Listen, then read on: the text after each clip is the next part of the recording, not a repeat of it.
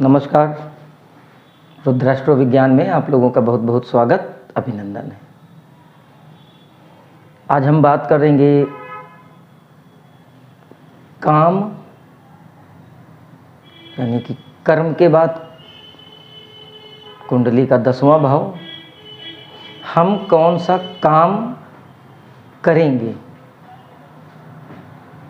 हम किस माध्यम से आय सृजित करेंगे,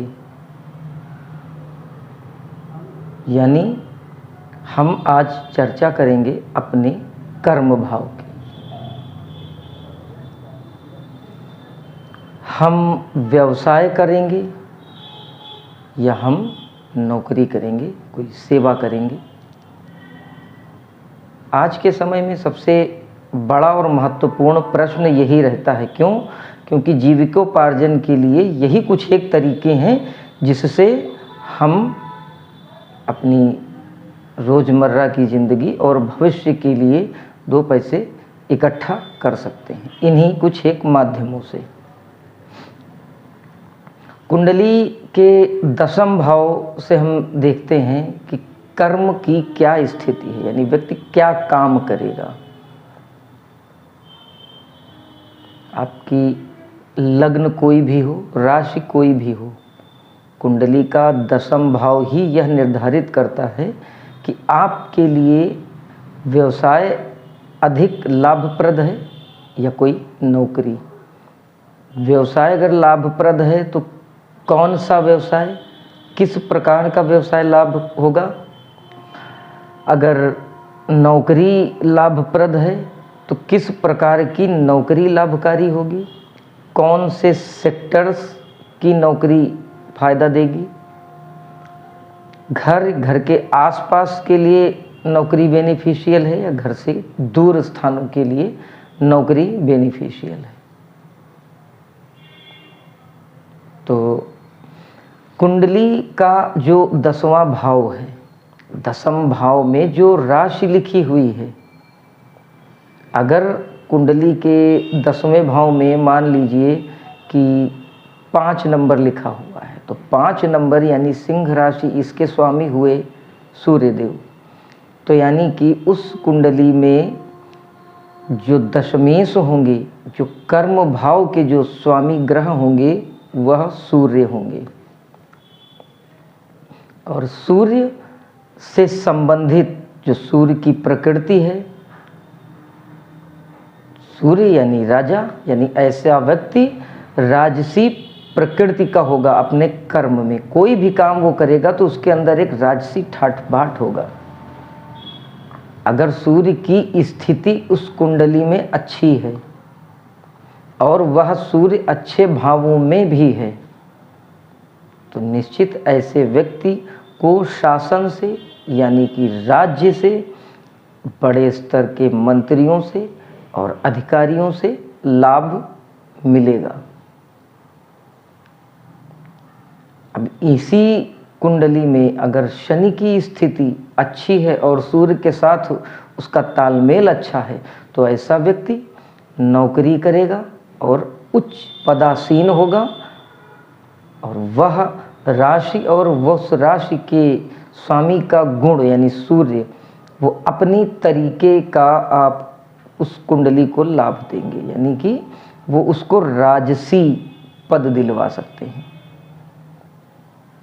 यानी कि उस व्यक्ति की कलम जो होगी, उस व्यक्ति की जो लेखनी होगी, जो वो ऑर्डर करने वाला व्यक्ति होगा, वो एक लेवल के ऊपर की जॉब करेगा, जहाँ पे वो राइटिंग करेगा और वो राइटिंग उसकी ऑर्डर होगी। मतलब वो अपने क्षेत्र का नीति नियंता होगा, जो वह लिखेगा वह नीति होगी।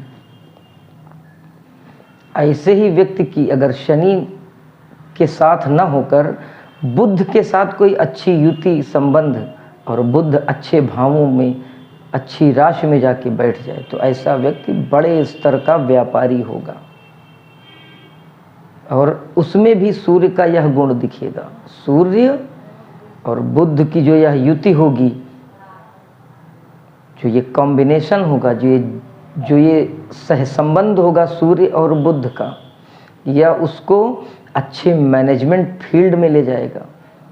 बिजनेस भी एक मैनेजमेंट है, तो जिस प्रकार का वो व्यवसाय करेगा, उस व्यवसाय की जो स्थिति होगी वह भी शासन और राज्य के सहयोग से आगे बढ़ने की होगी। इसमें और भी बाकी चीज़ें अगर सपोर्ट करती हैं तो सूर्य से संबंधित वो व्यापार कर सकता है, सूर्य के जो कारकत्व वाली वस्तुएं हैं उनका व्यापार कर सकता है।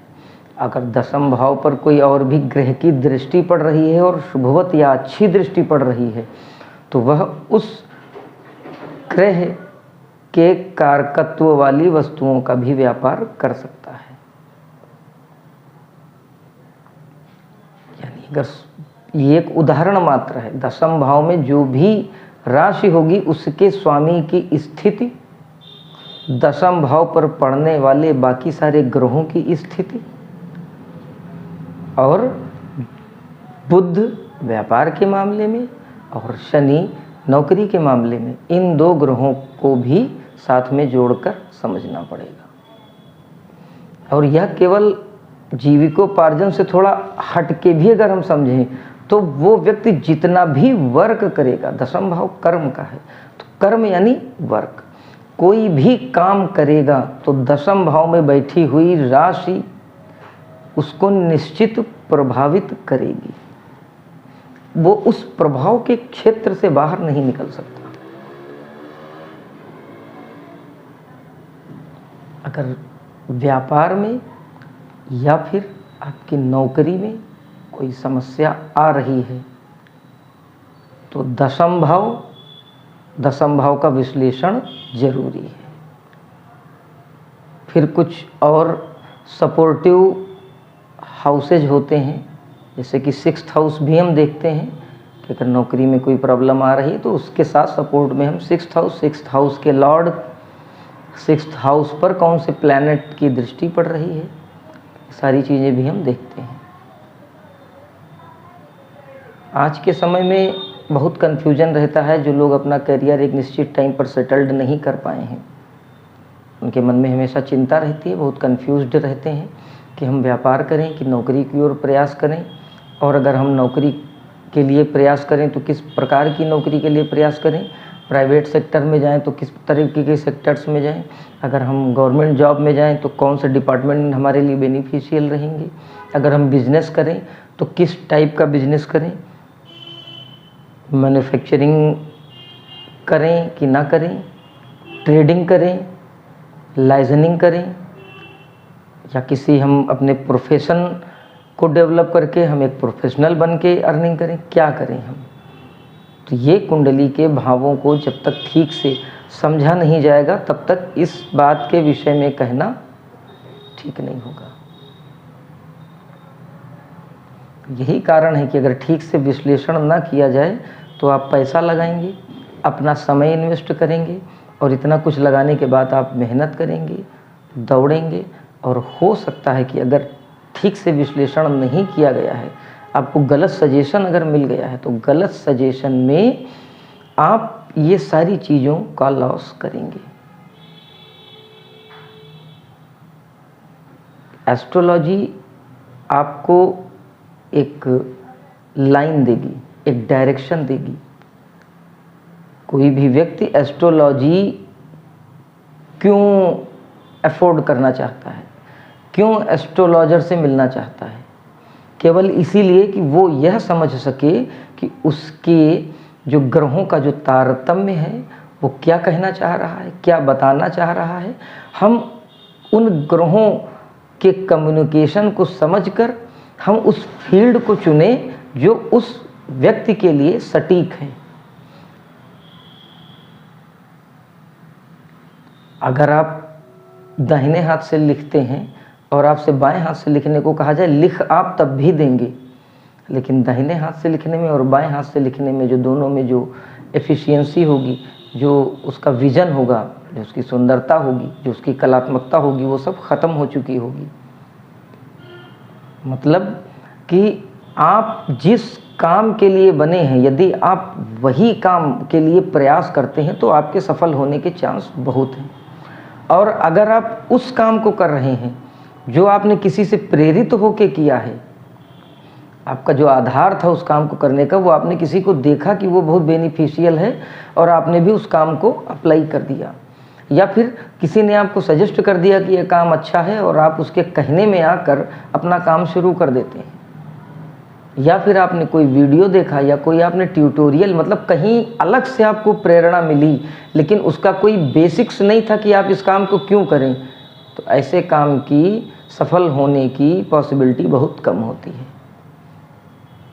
इसीलिए किसी अच्छे एस्ट्रोलॉजर से आप अपनी कुंडली दिखवाइए, वो आपको सजेस्ट करेंगे कि कौन कौन सी फील्ड्स आपके लिए बेनिफिशियल हैं, किस टाइम ऑफ पीरियड में आप इन सब चीज़ों को स्टार्ट करेंगे तो आपके सक्सेस होने की पॉसिबिलिटी बहुत है। आप सर्विस सेक्टर में जाना चाहेंगे या फिर आप कोई बिजनेस करना चाहेंगे, और किस क्षेत्र में आपको अधिक सफलता मिलेगी। इसलिए आप प्रयास करें, किसी अच्छे ज्योतिषी से परामर्श लेकर आप अगर कोई काम शुरू करते हैं तो आप निश्चित जान लीजिए कि आप अपना समय बचाते हैं, आप अपनी पूंजी बचाते हैं, और साथ ही साथ आपके अंदर असफल होने के कारण जो नकारात्मकता आती है आप उससे भी बच जाते हैं। इसी चर्चा के साथ आज इस वीडियो को यहीं विराम देते हैं। अगले वीडियो में फिर किसी मनोरंजक, किसी लाभकारी विषय पर बात करते हैं, चर्चा करते हैं। तब तक के लिए जय महाकाल।